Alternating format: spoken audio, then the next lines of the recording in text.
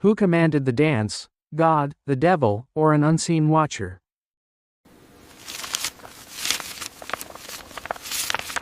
Shadow our chief. Strasbourg, Holy Roman Empire, July 1518. The heat had turned the city into a kiln. Strasbourg's narrow streets, twisting between timber-framed homes and sagging rooftops, baked beneath a merciless sun. The Rhine shimmered in the distance, offering no breeze, no comfort. Inside the city walls, the air was thick with the stench of livestock, sweat, and fermenting grain. The plague had come and gone, but it left behind a city frayed at the edges. Bread was scarce, taxes were brutal, and the faithful whispered that God had turned his face away. And then, in the middle of it all, a woman began to dance. She wore no shoes. Her dress hung loose, soaked through with sweat, and her feet slapped against the cobblestones with an erratic rhythm. No music played. She said nothing, just moved, arms flailing, head twitching, her limbs caught in some invisible marionette's grip. She danced through the afternoon, then into the evening, and when dawn broke over the crooked steeples of Strasbourg, she was still at it. No one knew her name, not then. But later they would say it began with her, Frau Trophia, the woman who danced the devil into the streets. At first, people gathered out of curiosity. A drunkard wagered she'd collapse by nightfall. A priest crossed himself. Children giggled until they grew uneasy. Onlookers began to murmur, was she cursed? Possessed? Some claimed to see blood darken the edges of her shoes. Others watched in a kind of awe, transfixed by her wild, unbroken motion. By the third day, she was joined by another. Then 5 more. By the week's end, over 30 were dancing. They danced in the square, in alleyways. Some spun in place like broken weather vanes. Others wept as they moved, eyes wide and haunted, as if trapped within their own bodies. A young mother collapsed mid-turn, twitching in the dirt while her toddler wailed from a doorway. A baker's apprentice spun until his knees buckled, then rose and began again, laughing without mirth. The city council took notice. The town's physicians, educated in Galenic theory, declared the cause was overheating of the blood. The body, they said, needed to purge itself through motion. So they did the unthinkable. They sanctioned the dancing. A stage was built in the grain market. Musicians were summoned. Drummers beat out frenzied rhythms as more and more citizens joined, their limbs jerking like puppets cut from the strings. No one laughed now. On the 10th day, the first dancer died. An old cooper collapsed, his chest heaving, mouth flecked with foam. His heart had given out, but even before his body was carried away, another had taken his place. Then another. The rhythm was uninterrupted. A rumor spread that the bishop had tried to stop the music, and dropped dead on the spot. By mid-July, there were over 100 dancers. And the city began to lose sleep. Night brought no peace. Witnesses claimed that dancers moved silently through the streets, their eyes blank, their feet leaving bloody smears in their wake. No one dared approach them. Dogs barked at shadows. A merchant reported seeing his dead wife among the dancers. She wore her burial dress, he whispered. And she looked right through me. Whispers reached the church. Some said Saint Vitus, the patron of dancers and epileptics, had cursed the city. Others whispered of ancient pagan rites, the wild, ecstatic frenzies that predated the church's rule, surfacing in blood memory like a sickness of the soul. But the clergy offered only prayer. And the dancing spread. Late July, 1518, Strasbourg. The musicians played until their fingers bled. Each morning, more instruments arrived at the grain market. Drums, fifes, lutes, rebecks. Some came from nearby villages, others from the bishop's own court. The logic, maddeningly simple. If dance was the cure, then music must be the medicine. But by now, the dancers no longer moved to any rhythm. They convulsed, twitched, spun wildly offbeat. Some screamed as they danced, others sobbed. There were those who mumbled prayers between gasping breaths, and a few whose lips moved constantly, though no sound emerged. As if they were whispering secrets to something unseen. City officials kept count. 137 dancers by the end of the second week. 7 dead, heart failure, stroke, dehydration. Still, they danced. The city began to fragment.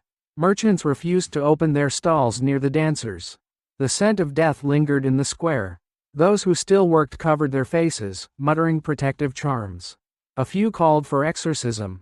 Others accused heretics or lepers of poisoning the well water. Frau Trophia, once the first, now almost forgotten, was finally carried away in a cart. Her feet were shredded, bone exposed through ruptured skin. But her legs still moved. Even as they strapped her down and hauled her to the hospital at Mount St. Vitus, she writhed beneath the ropes. The monks said she cried out once during the journey, "He's here." They asked who she meant. She only smiled. Out of desperation, the council turned to more arcane solutions. They ordered charms buried at the city gates, painted protective symbols on walls. A procession of barefoot priests circled Strasbourg thrice, chanting Latin prayers and sprinkling holy water on the cobblestones. But behind them, as if mocking their efforts, the dancers spun on, silent now, eerily synchronized, their faces slack and pale like sleepwalkers. Then the dreams began. A blacksmith woke screaming, his arms flailing as if fending off invisible blows. He claimed to have seen a man with stag's antlers watching the dancers, silent in the shadows. Another man, a merchant's son, confessed to waking in the middle of the night with dirt beneath his nails and no memory of where he'd been. His wife said she saw him dancing in the square at midnight, though he had no memory of it. Children spoke of shapes in the rafters, of laughter in their walls. A servant girl, half mad with fear, threw herself into the river. When her body washed up days later, her feet were bare and bruised. Then, as July turned to August, something changed. The music stopped. The musicians, terrified, refused to play. Two had already succumbed to the trance themselves, dropping their instruments mid-song and joining the mob. When one lute player began to bleed from the eyes, the rest fled. The stage was abandoned. But the dancers did not. They kept moving, soundless now. Some had been dancing for over a month. Their clothes hung in tatters. Their skin blistered, sunburned, or frostbitten depending on the time of day. They seemed not to sleep, not to eat. Yet they continued, dozens still, though fewer each morning. Until one morning, they stopped. It was abrupt, sudden, no fanfare. The dancers stood still in the grain market. Some fell to the ground, unconscious. Others wandered away, dazed, as if waking from a long fever. Many would remember nothing. A few would never speak again. The city council, stunned into silence, issued no proclamation. No punishment, no explanation.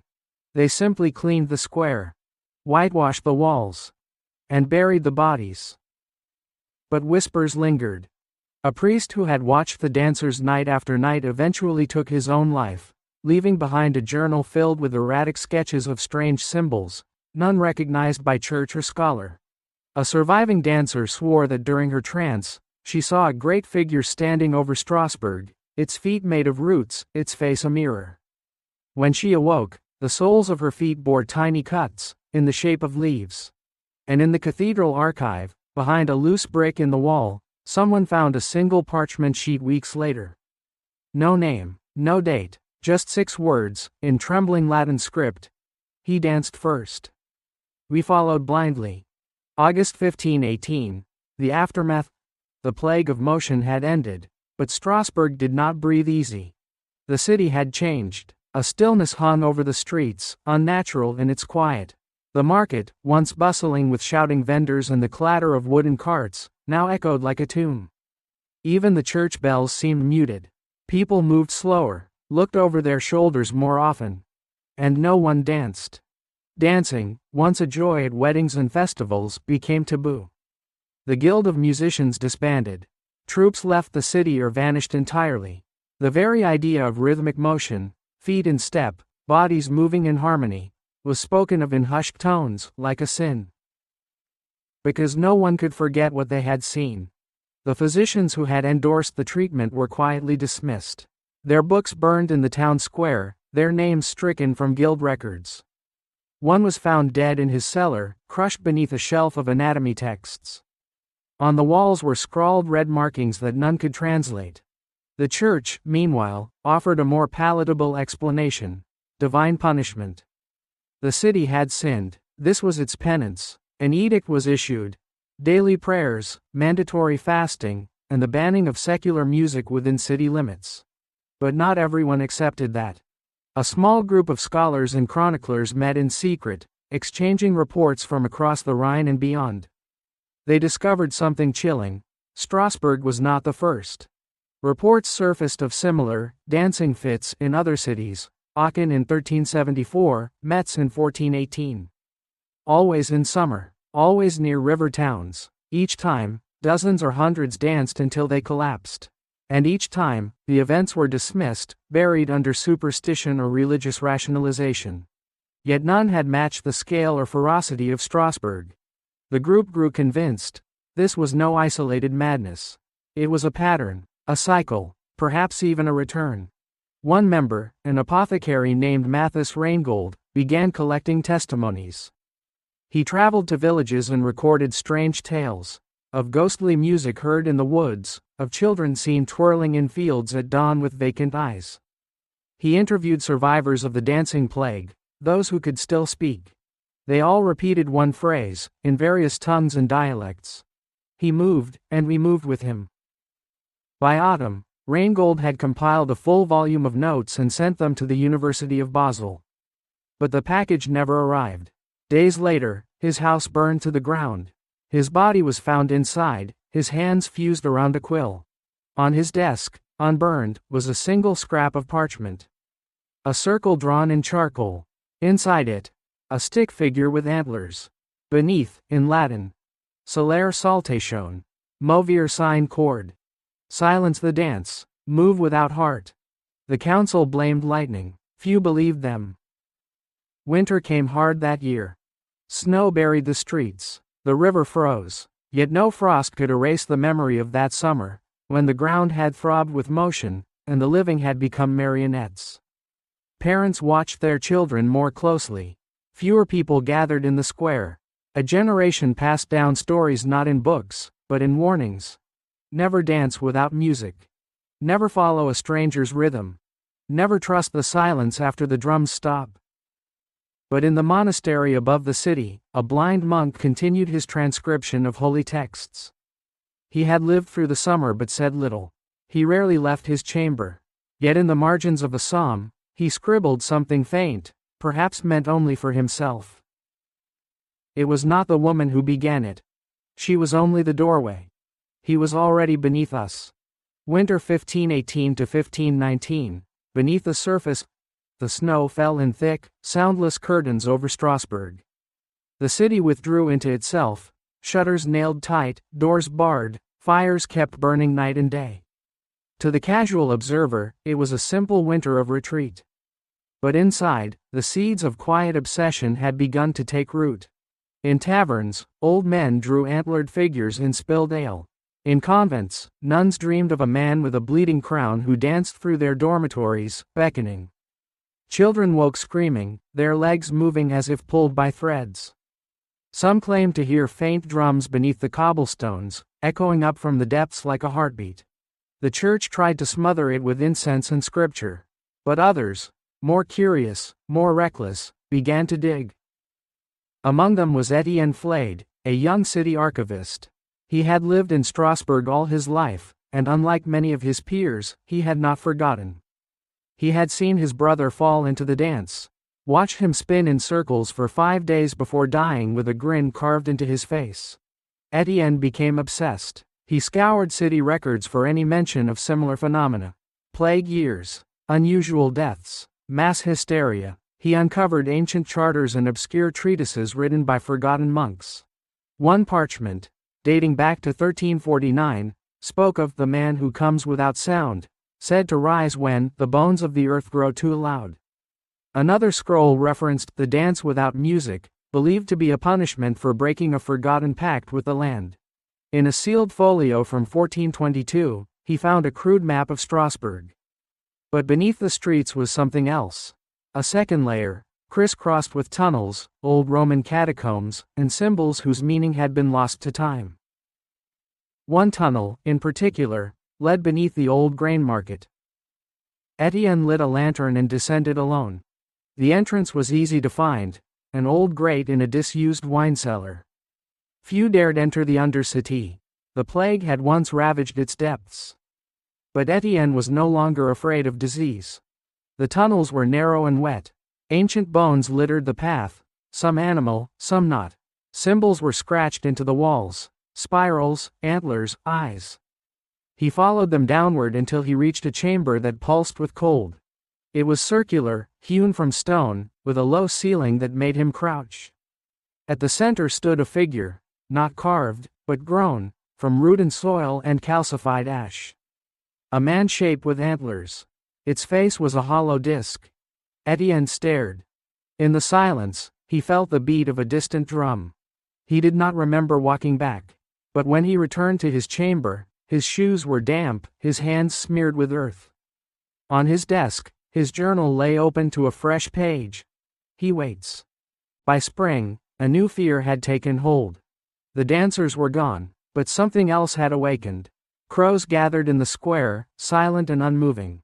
A merchant found his newborn son standing in his crib, eyes wide, swaying to a rhythm only he could hear. Wells ran red for minutes at a time before clearing. And in the mountains north of Strasbourg, a shepherd returned to town pale and speechless. When finally he spoke, he claimed he had seen a procession at dusk. Dozens of people walking barefoot through the snow, heading east. None wore cloaks, none shivered, and in front of them, a tall figure walked backwards, its antlers silhouetted against the sunset. No footprints were found. The church declared it blasphemy. The council forbade discussion of the events. Etienne Flade was arrested for heresy by inquiry and vanished from the prison records 2 days later. His journal never resurfaced. Only one line, scratched into the stone wall of his cell, remained. It is not a sickness. It is a summons. And though Strasbourg tried to forget, the earth beneath the city remembered. Because every so often, in the hush before dawn, someone would hear it. A faint beat. Like footsteps. Or drums. Spring, summer 1519. The return? Spring in Strasbourg should have meant rebirth. The trees bloomed. The markets reopened. The festival of Pentecost brought color back to the streets. Jugglers performed, bakers sold sweetbread, and children ran laughing between stalls. It was almost enough to believe the past year had been a dream, a fevered delusion buried with the winter snows. But beneath the painted joy, the city held its breath. The dancers had vanished, but their shadow lingered. No one danced. Even at weddings, there was only clapping. No steps, no turns, not even a sway. And those who forgot, who tapped a foot absent-mindedly, or spun a child in joy, found themselves watched. Eyes lingered, smiles faded. Because everyone remembered how it began, with one woman and her feet. In July, exactly 1 year since the first step, the crows returned. They arrived at dawn, blackening the rooftops in complete silence. No calls, no wingbeats, just a stillness so deep it seemed to mute the city itself. The air grew heavy again. The heat returned. And on the anniversary of Frau Trophia's first dance, the cobblestones of the old grain market began to crack. No one stepped inside the square. Not even the rats. That same night, in a village 30 miles from Strasbourg, a girl began to dance. She was 7 years old. Her name was Margaret. She stood from her bed, walked barefoot out of her home, and began spinning beneath the moonlight. Her parents, horrified, tried to restrain her. She screamed, not words, but sound. A shriek that split the air like iron tearing. Within hours, others joined her. 3 in the village, then 12 in the next. By week's end, the same rhythm, silent and inescapable, gripped 3 towns along the Rhine.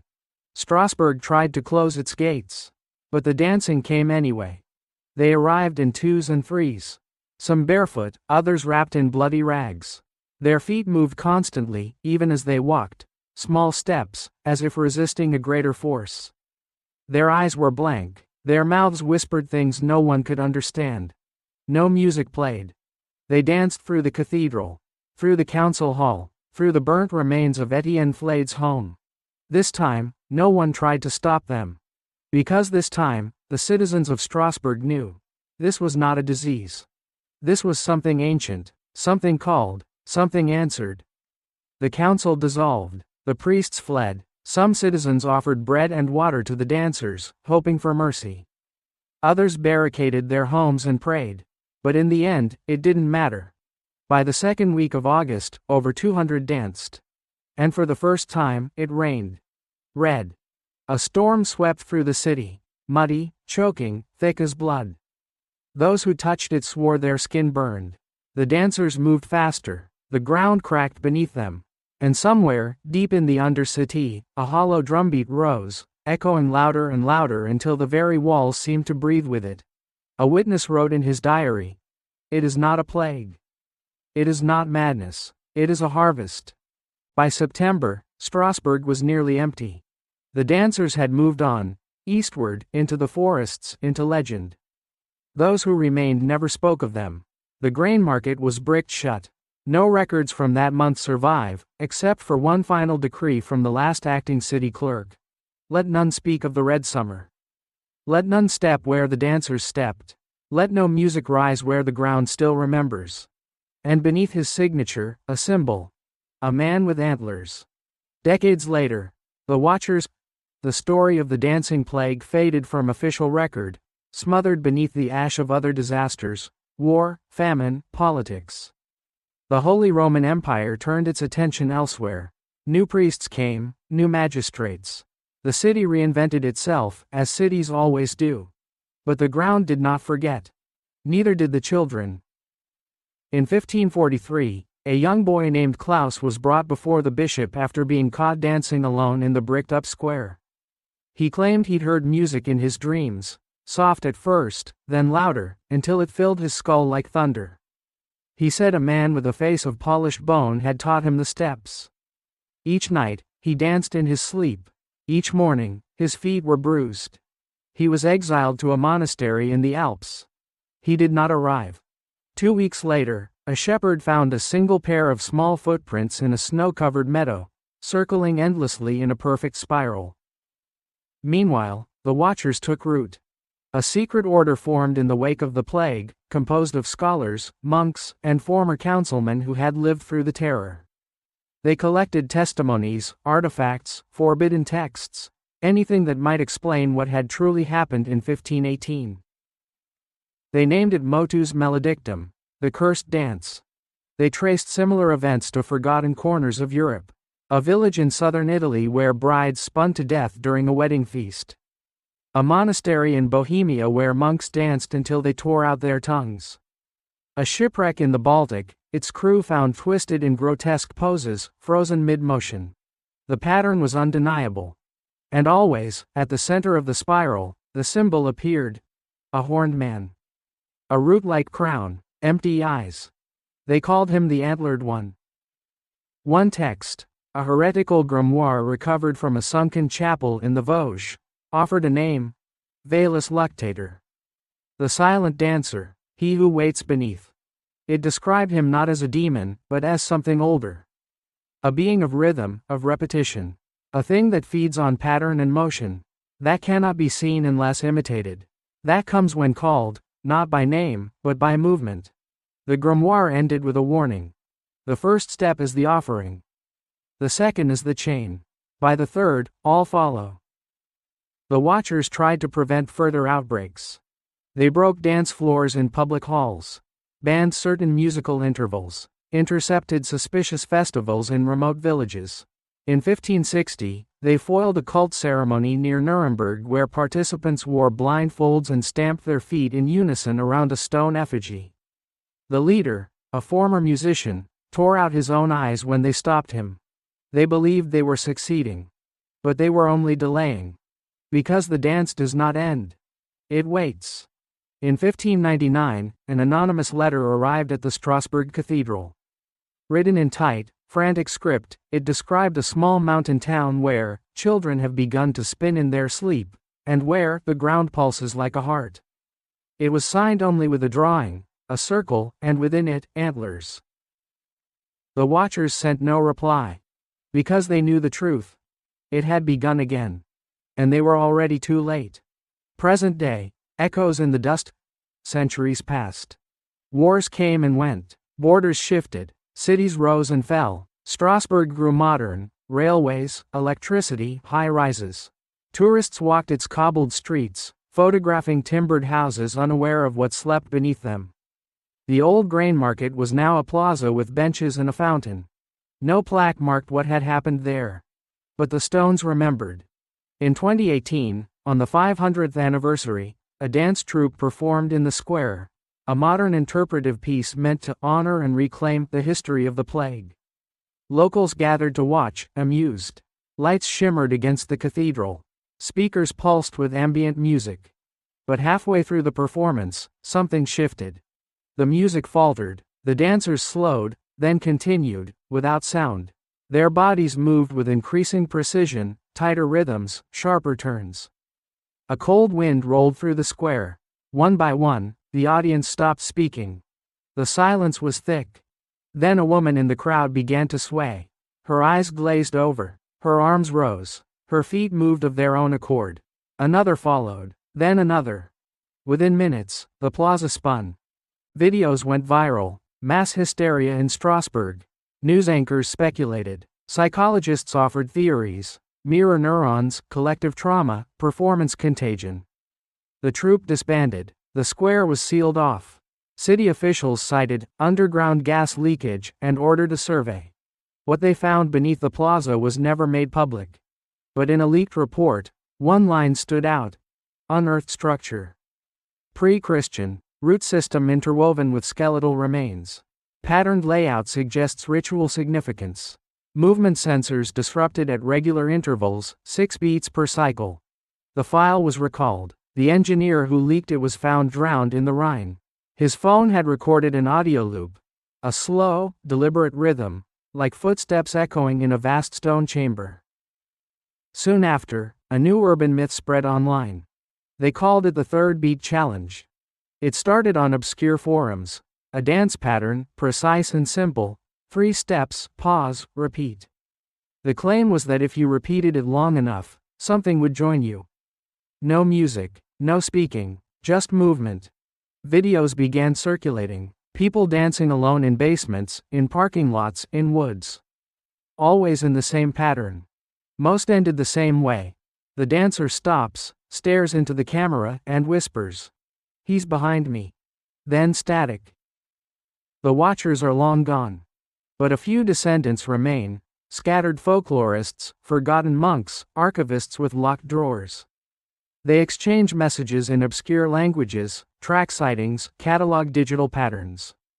One warns of rhythm-based algorithms spreading online, music that induces trances, movements synced across screens. They speak of a coming spiral. Not a city. A world. Where every footstep draws him closer. In Strasbourg, the square remains closed. Yet locals report lights flickering near the old stones. Tourists complain of phantom music in hotel rooms. Children skip rope to old rhymes, though no one taught them the words. And sometimes, just before dawn, someone swears they see a figure standing motionless in the center of the plaza. Tall. Crowned with antlers. Waiting for the first step.